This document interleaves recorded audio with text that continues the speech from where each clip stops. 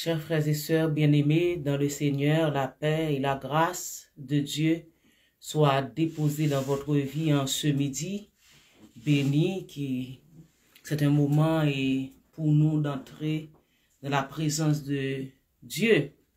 Nous ne faisons pas de cette rencontre une routine, mais nous savons qu'à chaque moment que nous présentons de la présence de notre Dieu, nous sommes venus pour l'adorer, pour une nouvelle rencontre, pour une nouvelle dimension, pour dialoguer avec lui.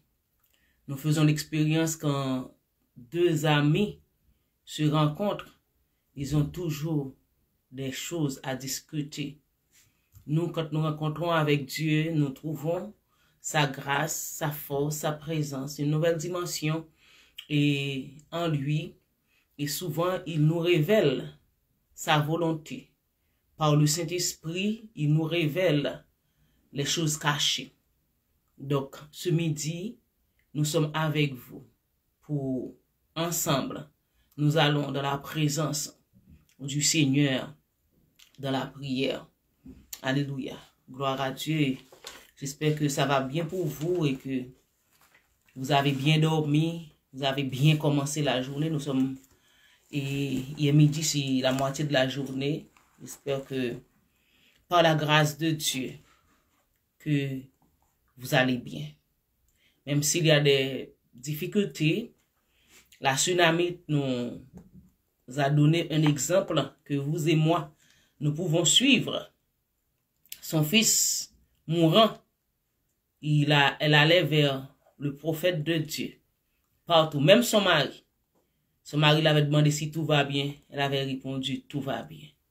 Même dans les difficultés, même dans les moments douloureux, en tant que chrétien, nous devons dire que ça va bien, parce que rien n'est sous notre contrôle, mais tout est sous le contrôle de notre Dieu Tout-Puissant, de notre Papa, de notre berger.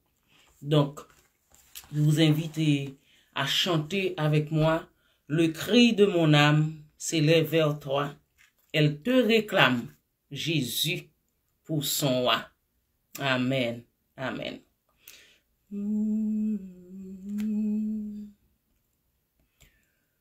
Le cri de mon âme s'élève vers toi. Elle te réclame, Jésus, pour son roi. Ton joug est facile, ton fardeau léger, sur mon cœur docile, règne au bon berger. Trop longtemps le monde, toi pas mes désirs, changeant comme l'onde sont tous ses plaisirs. Sa joie est frivole, tout est vanité, seule ta parole est la vérité.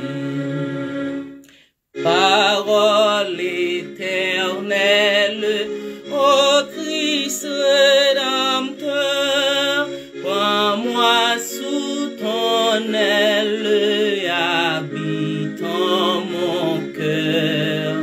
Dans la nuit profonde, tiens-moi par la main, lumière du monde, lui sur mon chemin. Source de l'eau vive, pain venu des cieux, que par toi je vive paisible et joyeux. Quand luira l'aurore du jour éternel, que je vive encore pour toi dans le ciel. Source de l'eau vive, pain venu des cieux, que par toi je vive paisible et joyeux.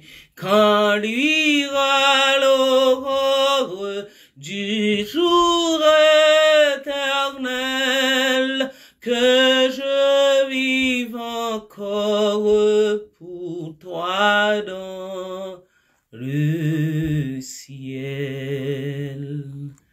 Amen. Source de l'eau vive, le cri de notre âme s'est levé vers toi, Seigneur du Tout-Puissant. Nous voulons te ressembler. Nous voulons vivre notre vie pour toi. Nous voulons marcher avec toi de la sanctification, de la paix avec nos frères et sœurs, même avec ceux qui nous persécutent. Seigneur, nous voulons t'obéir. Nous voulons marcher selon tes ordonnances, selon tes préceptes, ô notre Dieu. Nous voulons nous soumettre à l'obéissance de ton Saint-Esprit, notre guide, notre instructeur, notre conseiller. Trop longtemps, Seigneur, le monde trompa nos désirs. Changeant comme l'onde sont tous ses plaisirs. Sa joie est frivole, tout est vanité. Seule ta parole est la vérité. Voilà pourquoi, Seigneur Dieu, nous voulons te servir de la crainte, de le respect, de la fidélité, de la sincérité, de l'obéissance.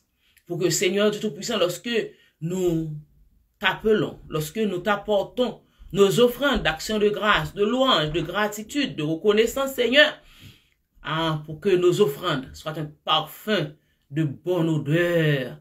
Et Seigneur, que nous aimerions que tu respires, Père. Seigneur, et remplis-nous chaque jour. Remplis-nous de ta puissance, de ton onction, de ta présence, de ta force. Alléluia. Gloire à Dieu. Aide-nous, Seigneur, à marcher fidèlement avec toi dans l'obéissance, de la crainte, de la fidélité, de l'intégrité, de la sincérité, de la droiture, de la justice, ô notre Dieu. Père, sois avec nous en ce moment béni. Bénis nos frères et sœurs qui sont avec nous, Seigneur.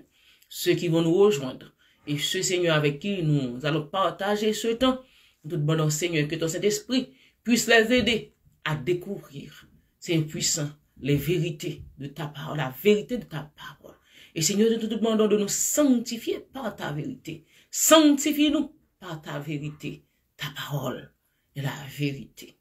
Assiste-nous, Père, au nom de Jésus-Christ, ton Fils bien-aimé. Nous t'en prions, lui qui vit et qui règne avec toi et avec le Saint-Esprit dans toute l'éternité. Amen. Amen. Amen. Gloire à Dieu. Gloire à Jésus. Gloire au Saint-Esprit. Merci Seigneur. Merci Seigneur.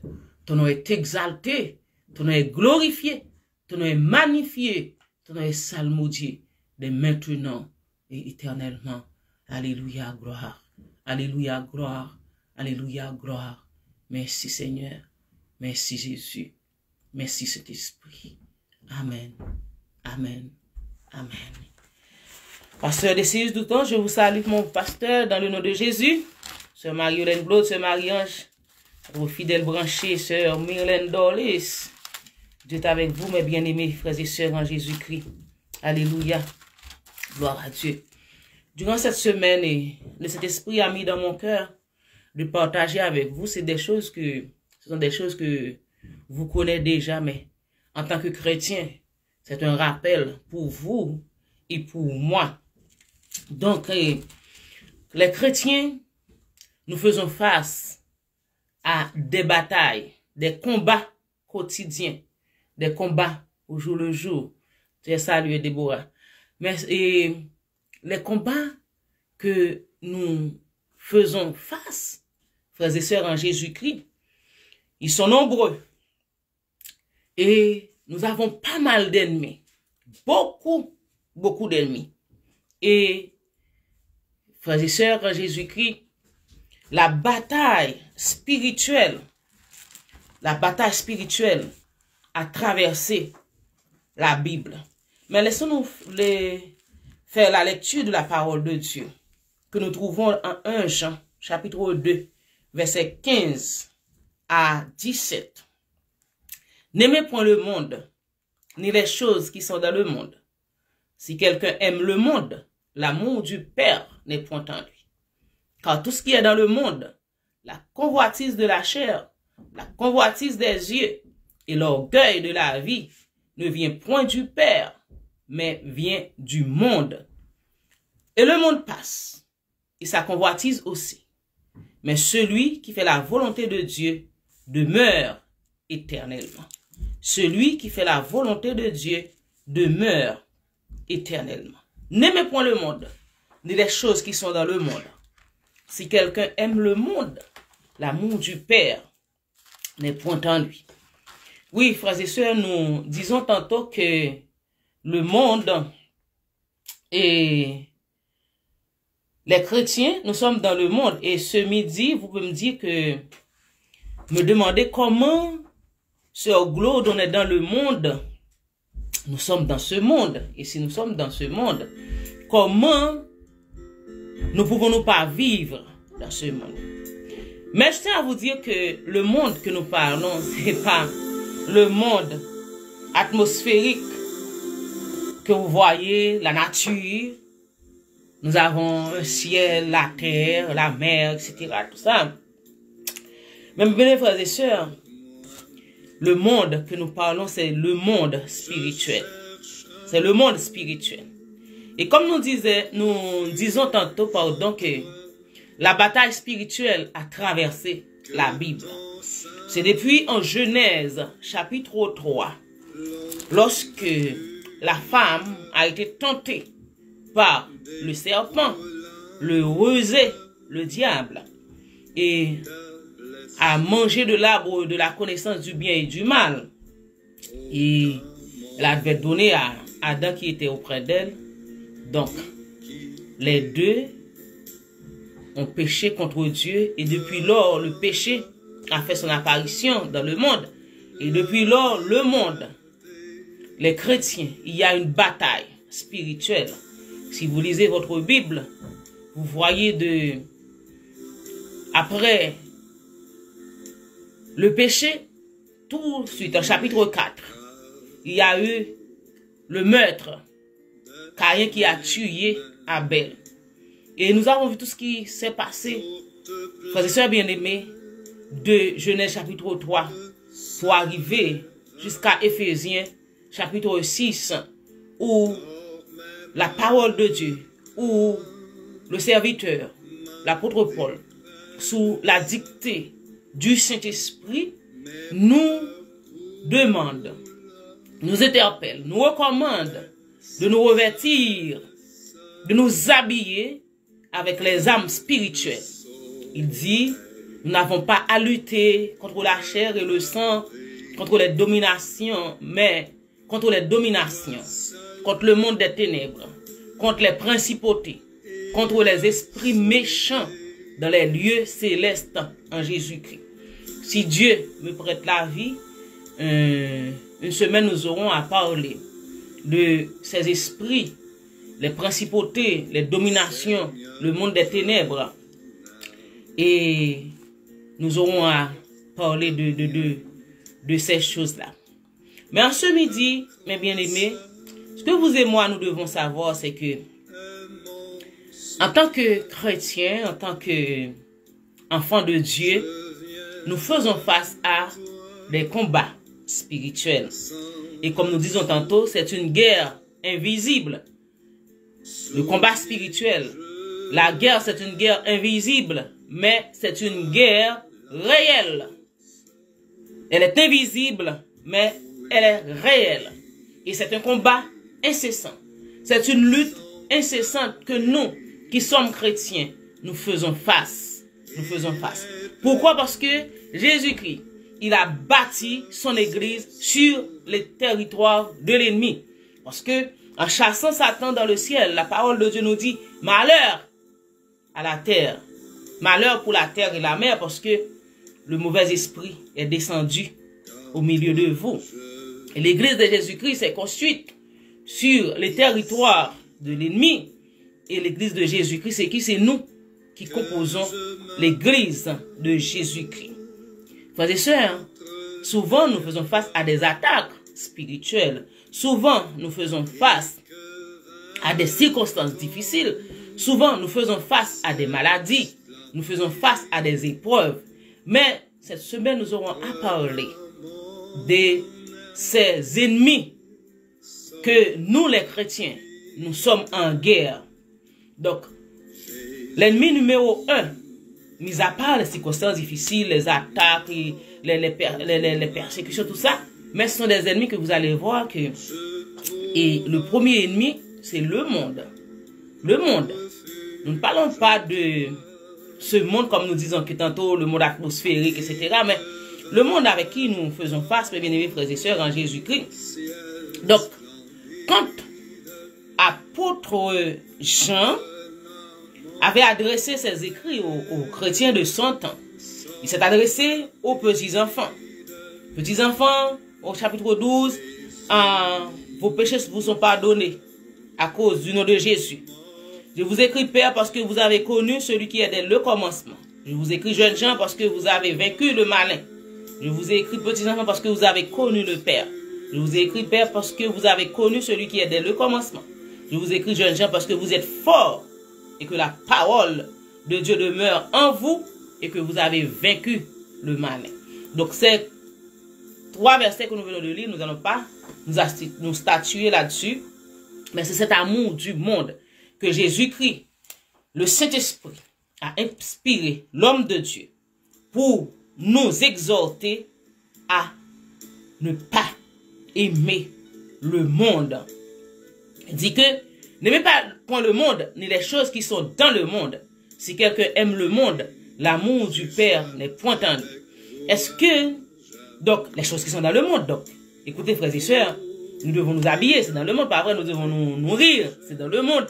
Nous devons avoir un toit, c'est dans le monde. Mais est-ce que c'est ces choses-là, quand il dit n'aimer point le monde, vous savez que l'amour c'est une force puissante. Et quand il dit n'aimer point le monde, vous voyez, il dit que tout ce qu'il y a dans le monde, c'est la convoitise de la chair, la convoitise des yeux, l'orgueil de la vie. L'amour du monde, mes bien-aimés, le monde nous attire. Et quand vous regardez le monde nous attire, qu'est-ce qu'il y a dans le monde? C'est le pouvoir, c'est l'avoir, c'est le savoir. Dans tout ça, on trouve un amour acharné pour les choses de ce monde. L'argent, la richesse, les biens matériels, les choses qui vont nous pousser à l'orgueil. Est-ce que dans tout cela, nous ne devons pas les avoir? Non, c'est pas ce que nous disons. Je ne vais pas venir pour vous dire, n'a chanté ici, bah, moi satisfait à Conticaille, à mes bien que Jésus a bail, dans la vie de céleste là, nous avons parlé, qui parle pour moi depuis moi. C'est pas ça que nous venons pas, nous ne voulons pas parler de la résignation, mais c'est cet amour du monde qui pousse des gens à tuer, qui pousse des gens à détruire l'autre, qui pousse des gens à accaparer. C'est un amour acharné pour les choses dans ce monde. Et donc, quand vous voyez toutes ces choses, tout ce qu'il y a dans le monde, c'est les gens qui sont prêts à vendre leur âme, pour les choses de ce monde, qui ne fait qu'enchaîner leur âme pour les choses de ce monde. Et cet amour du monde fait que Dieu n'a pas sa place. Jésus-Christ n'a pas sa place dans sa vie. Jésus-Christ n'a pas, le Saint-Esprit n'a pas la place dans la vie de cette personne. Et cette personne est tellement remplie avec les choses de ce monde, est tellement une ambition pour accaparer les choses de ce monde. Donc fait que la sensibilité n'est pas au rendez-vous. L'empathie n'est pas au rendez-vous. L'oubli de Dieu. Frères et sœurs bien-aimés, la mise en pratique, l'application de la parole de Dieu n'est pas au rendez-vous. Donc c'est ce genre d'amour que Dieu nous est en train de nous interpeller. Le monde. Vous savez qu'il y a des gens qui ont vendu leur âme au diable pour avoir les choses de ce monde, pour avoir de la richesse, pour avoir le pouvoir. Il y en a qui détruisent les autres pour avoir le pouvoir. Mais bien aimé, ce sont des choses là que la parole de Dieu nous met en garde. L'amour de ce monde. Bien aimé en Jésus-Christ. C'est important pour vous et pour moi. La Bible dit, Dieu nous demande d'avoir une source de gain. Cette source de gain, c'est la piété avec le contentement. La piété avec le contentement, il dit que nous n'avons rien à porter dans ce monde et nous n'allons rien apporter ou bien apporter lorsque nous quittions, lorsque nous laissons ce monde, lorsque nous passons par la mort. Donc, Jésus-Christ dit, si vous avez la nourriture, le vêtement, cela vous suffit. Donc, ce que ça veut dire, c'est que vous et moi ne pouvons pas tellement avoir de l'amour pour les choses de ce monde, de devenir des accapareurs, mes bien-aimés, de livrer notre âme aux choses de ce monde. C'est ce que la parole de Dieu est en train de nous interpeller, vous et moi. C'est un auteur à chanter, c'est dans Mélodie joyeuse, il dit que les trésors si chers de la terre, je ne les ai pas entassés. Mais les trésors infinis divins, la mort ne peut pas me les ôter. Richesse de l'amour profond, richesse de l'amour en Jésus, plus précieuse que l'or du monde, c'est richesse de l'amour en Jésus. Les trésors terrestres sont vains, l'amour du monde est passager, mais les trésors infinis divins, je possède pour l'éternité. Donc, bien aimé en Jésus-Christ, tout est passager dans ce monde. Et voilà pourquoi, ce qui est important, notre âme est importante. Est importante, frères et sœurs bien-aimés en Jésus-Christ. La parole de Dieu nous dit de garder notre âme plus que toute autre chose, parce que de lui viennent les choses, les choses du monde. Donc voilà pourquoi que nous devons garder notre âme. Nous devons soumettre notre âme à l'autorité du Saint-Esprit, à l'autorité de la parole de Dieu, pour que la parole de Dieu, pour que le Saint-Esprit puisse nous guider, mes bien-aimés, en Jésus-Christ. Quand vous regardez ce qui se passe sur les réseaux sociaux, toujours vous voyez des gens qui sont montés, qui disent que j'ai aidé 1000 personnes, 2000, 3000 personnes à avoir de la richesse, là. Donc j'ai bâti mes millions dans 1 an, dans 2 ans, etc. C'est ça, bien-aimés, savez-vous ce qui est caché derrière tout cela? Donc vous et moi, il y a une course, mes bien-aimés, une course à l'argent, une course au pouvoir, une course aux avoirs, mes bien-aimés, une course au bien matériel, une course, mes bien-aimés, au péché. Donc en ce midi, c'est Dieu qui nous parle, vous et moi, pour nous dire de ne pas aimer le monde, ni les choses qui sont dans le monde. Écoutez, Jésus-Christ savait, en tant que Dieu, avant de nous laisser sur cette terre, écoutez la prière qu'il a faite pour nous en Jean chapitre 17. Il dit, en s'adressant à son Père, il dit à Papa, je vais les laisser dans ce monde. Je ne te demande pas de les ôter du monde, mais de les préserver de ce monde. Il dit que, c'est Jean chapitre 17, verset 15, je ne te prie pas, verset 14, je leur ai donné ta parole. Et le monde, je dois lire le verset 13. Et maintenant je vais à toi et je dis ces choses dans le monde, afin qu'il ait en eux ma joie parfaite. Je leur ai donné ta parole et le monde les a haïs, parce qu'ils ne sont pas du monde, comme moi je ne suis pas du monde. Je ne te prie pas de les ôter du monde, mais de les préserver du mal. Ils ne sont pas du monde, comme moi je ne suis pas du monde. Sanctifie-les par ta vérité. Ta parole est la vérité. Comme tu m'as envoyé dans le monde, je les ai aussi envoyés dans le monde. Bien aimés, je vous encourage ce midi à ne pas passer à côté de votre mission. La mission que Jésus-Christ, il a été envoyé du Père dans le monde. Il nous envoie dans ce monde. Et comme nous chantons, je vous envoie travailler sans relâche. Je vous envoie. Levez les yeux sur tout le vaste monde, etc. Donc, c'est pas l'évangélisation qu'on va parler aujourd'hui. Mais frères et sœurs bien-aimés, Jésus-Christ avait prié pour nous. Mais je dois à vous dire aujourd'hui, la solution pour faire face à cette guerre spirituelle, à cet ennemi, à cet adversaire, la réponse qui nous est donnée se trouve en Romains chapitre 12, verset 1er à 2. Romains chapitre 12, verset 1er à 2, il nous dit, je vous exhorte donc, frères, par les compassions de Dieu, à offrir vos corps comme un sacrifice vivant, saint, agréable à Dieu, ce qui sera de votre part un culte raisonnable. Ne vous conformez pas au siècle présent. Ne prenez pas forme avec ce siècle présent. On dit que le liquide prend la forme du vase qui le contient.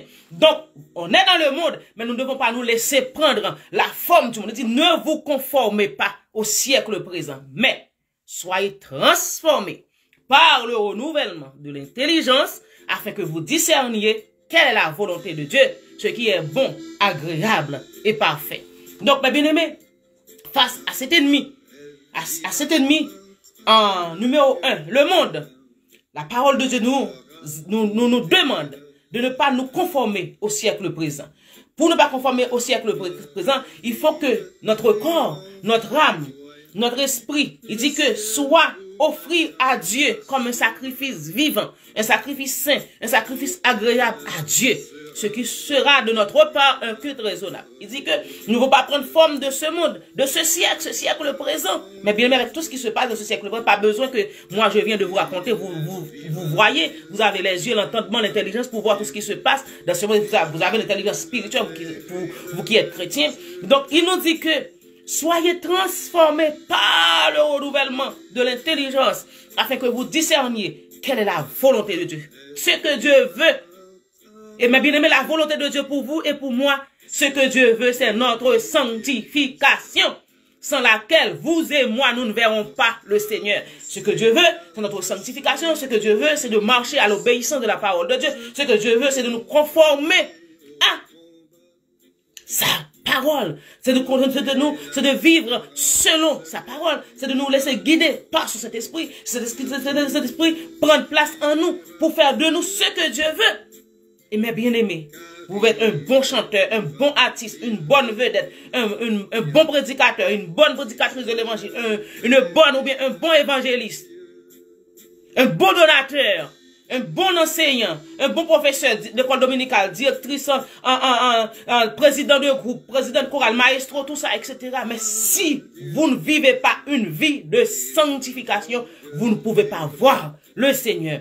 Ce qui, transformé par le renouvellement de l'intelligence, laissez le Saint-Esprit renouveler notre entendement, renouveler notre intelligence pour que vous et moi, nous puissions discerner la volonté de Dieu, ce qui est bon, agréable et parfait. Mais bien aimé, pour faire face à cet ennemi, pour terminer, en Thessaloniciens chapitre 5, la parole de Dieu nous dit que notre être, que tout notre corps soit conservé irrépréhensible. Je vous exhorte, frère, c'est pas je vous exhorte, frère. Il dit que c'est pour que notre corps, notre être, notre esprit soit conservé irrépréhensible jusqu'à l'avènement de notre Seigneur en Jésus-Christ. Donc, que le Dieu de paix vous sanctifie. Verset 23, que le Dieu de paix vous sanctifie lui-même tout entier et que tout votre être, le corps et votre être, l'esprit, l'âme et le corps soient conservés irrépréhensibles lors de l'avènement de notre Seigneur Jésus-Christ. Ça veut dire, frères et sœurs bien-aimés, comme les 5 vierges, intelligents, sages, nous devons, frères et sœurs bien-aimés, garder notre esprit, de ne pas souiller notre esprit, de ne pas souiller notre âme. Il y a des gens qui disent que bon, c'est sous quel garder, pas garder sous quoi, mais c'est tout notre être, notre corps est le temple du Saint-Esprit. Et le temple du Saint-Esprit. Et le temple de Dieu. Nous sommes le temple de Dieu. Nous sommes le tabernacle vivant du Seigneur. Donc, il faut que tout notre être, tout entier, le corps, l'âme et l'esprit, soient conservés irrépréhensibles. Soient conservés purs jusqu'à l'avènement de notre Seigneur et Sauveur Jésus-Christ.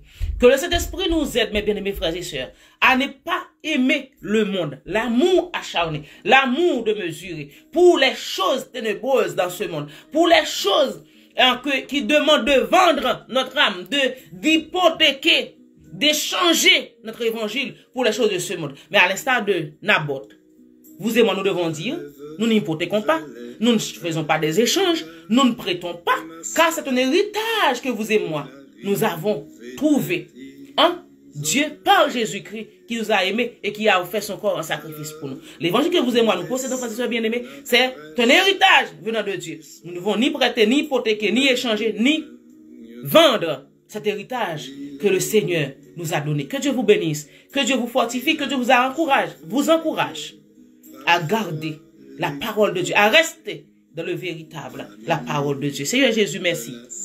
Merci ce midi pour nos frères et sœurs qui sont avec nous, Seigneur. Je remets entre tes mains leur vie. Nous savons que nous, tous, Seigneur, nous sommes dans ce combat. Nous sommes dans ce combat avec cet ennemi, le monde, la chair, la convoitise des yeux, l'orgueil, Seigneur Tout-Puissant. Et ce midi, tu nous interpelles, Seigneur Puissant, encore une fois de plus, à ne pas aimer le monde. Tu nous exhortes, tu nous as fait cette recommandation de ne pas aimer le monde, ni les choses qui sont dans le monde. Et Seigneur, tu nous as décrit ce monde-là au notre Dieu Tout-Puissant. Père, aide-nous à garder ta parole. Aide-nous, Seigneur, à serrer ta parole dans notre cœur, afin, c'est puissant que nous ne pécherons contre toi, ou notre Dieu. Seigneur, bénis notre frère Janet César qui est branché avec nous, sœur Marie-Michel Louis, notre Dieu, sœur Myrlène, sœur Marie-Even, sœur Marie-Hélène Bloud, pasteur des Sirius Doutan, sœur puissant Marie-Lan Ange Louisière, c'est puissant, tant d'autres qui sont là présents avec nous, Seigneur, je les remets entre tes mains. Il y en a qui sont en lutte constante, dans une lutte perpétuelle, au notre puissant, avec le monde, cet adversaire, au notre Dieu. Mais, dans ce combat, nous avons la victoire. Ils ont la victoire, parce que c'est un combat gagné d'avance depuis l'éternité. Au notre Dieu, nous marchons dans la victoire. Nous nous positionnons dans cette victoire, parce que nous savons que c'est une victoire gagnée d'avance, au notre Dieu. Père, fortifie tes enfants. Que ton Saint-Esprit puisse les guider, les aider, les encourager, au notre Dieu, à rester dans le véritable, à focaliser sur toi, ô notre Dieu puissant, à garder leurs yeux fixés sur toi, le chef et le consommateur de la foi.